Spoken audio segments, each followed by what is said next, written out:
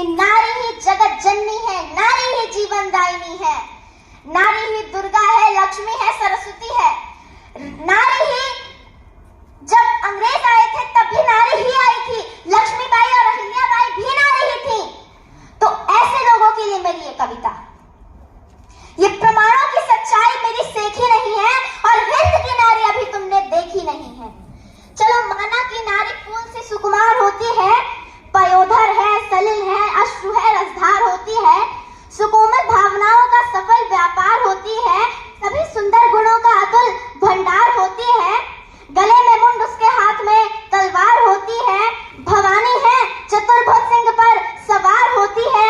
हमें इस रूप की गरिमा तभी स्वीकार होती है जब दुष्टों के सीने से बरछी पार होती है। हमारे देश की नारी का ये आदर्श है प्यारे, ये तुम क्यों भूल जाते हो कि ये भारत वर्ष है प्यारे, जिसके नाम पर नाम भारत वर्ष रखा, उसी ने ही जिंदगी का नाम संघर्ष रखा।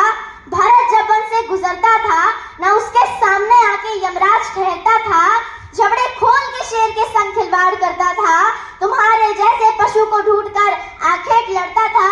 कुछ और हो पर शेरनी से कम नहीं होगी, तुम्हारे ख्वाब की नाजुक गुलो शबनम नहीं होगी। अगर ये बात कोई और पूछता तो गनीमत थी,